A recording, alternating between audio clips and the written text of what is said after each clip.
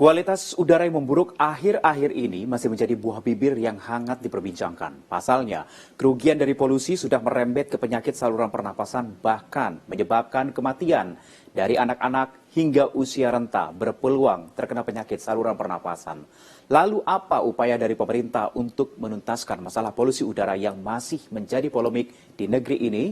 Untuk membahasnya, sudah terhubung bersama saya melalui via Zoom, ada Ibu Siti Nadia Tarmizi, selaku Biro Komunikasi dan Pelayanan Publik Kemenkes RI. Selamat malam, Bu Siti Nadia. Selamat malam, Mas.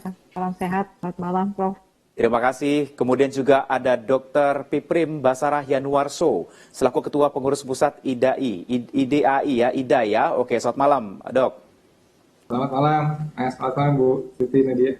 Baik, terima kasih sudah bergabung bersama kami di sini ya. Saya ke Ibu Siti Nadia terlebih dahulu. Ibu Nadia, terkait dengan raker Kemenkes dan juga Komisi 9, apa yang disampaikan dan juga apa hasil poin-poinnya akhirnya Ibu Siti Nadia, silakan. Ya, tentunya raker DPR yang kemarin berlangsung itu adalah suatu juga tindak lanjut ya. Beberapa hal yang tentunya ditanyakan oleh legislatif terkait penanganan polusi udara. Jadi kita sudah menyampaikan rencana-rencana apa saja dan faktor-faktor apa saja yang menyebabkan atau berdampak terhadap adanya polusi udara ini. Yang pertama memang kita lihat terjadinya peningkatan kasus ya, 200.000 sampai 300.000 per bulan di DKI Jakarta, dan sampai saat ini belum ada penurunan sampai dengan di bawah 100.000. Yang kita ketahui di tahun 2022 itu angka kasus ISPA pada angka tersebut. Kemudian tindakan atau apa upaya kita dari sektor kesehatan tentunya untuk mencegah supaya masyarakat tidak sakit. Ya, yang pertama kita melakukan edukasi, yang kedua adalah anjuran menggunakan masker. Selain itu tentunya saat ini kita sudah punya komite penanggulangan dampak polusi dan penanganan respirasi yang tentunya komite ini bertujuan untuk mengkaji dan kemudian juga memberikan masukan-masukan dan rekomendasi untuk penanganan masalah polusi yang saat ini kita hadapi. Komite ini terdiri dari masyarakat, kemudian juga para ahli yang di bidangnya dan juga para dinas kesehatan provinsi yang terkait.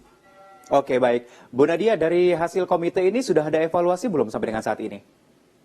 Ya, komite ini mempelajari beberapa permasalahan dan juga mencoba mencari ya beberapa pembelajaran dari negara-negara lain bagaimana bisa menurunkan polusi yang terjadi. Nah, salah satunya rekomendasi gerakan 6M1S ini merupakan rekomendasi dari komite itu. Selain itu juga standarisasi pelayanan kesehatan yang dilakukan di fasilitas pelayanan kesehatan kalau kemudian ada pasien yang datang dengan gangguan infeksi saluran pernapasan diakibatkan sebagai dampak daripada polusi, ini juga sudah dilakukan oleh komite ini untuk melakukan standarisasinya. Oke, saya ke Dr. Piprim. Dok, dari Anda pasti mengikuti masalah ini gitu ya, yang sudah terjadi beberapa belakangan ini yang masih ramai begitu sampai dengan saat ini. Dari IDAI sendiri, apa tanggapannya terkait dengan polusi udara yang terjadi di Jabodetabek ini? Baik, sebetulnya memang anak-anak itu kalau kita lihat dari sisi anatominya ya, dia nafasnya lebih cepat.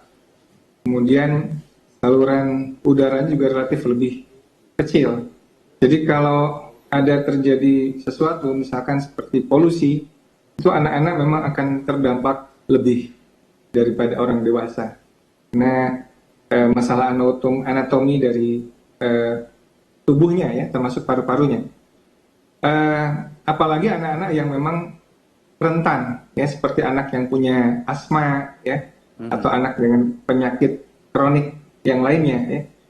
Namun demikian, kita memang tidak bisa secara langsung menyatakan bahwa kenaikan infeksi saluran pernafasan atas ini murni akibat polusi semata. Karena banyak juga yang bercampur dengan infeksi virus misalnya.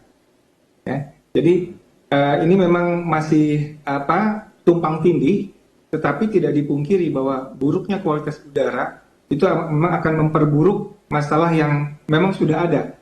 Kalau kita lihat, saya searching data di Dinas Kesehatan DKI, ya, perjalanan dari waktu ke waktu, memang itu naik dan turun, ya, kejadian ISPA itu naik dan turun. Jadi memang multifaktor, ya. Kadang-kadang naik, kadang-kadang turun, naik lagi, turun lagi, naik turun.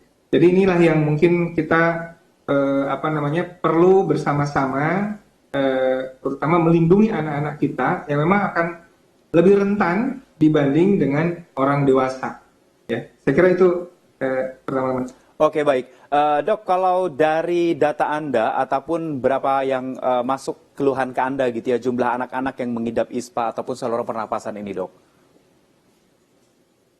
Sebetulnya kami belum melakukan survei secara objektif ya, tetapi data subjektif ya di tempat-tempat praktik itu memang kejadian pasien berobat dengan ISPA memang relatif meningkat ya, memang relatif meningkat.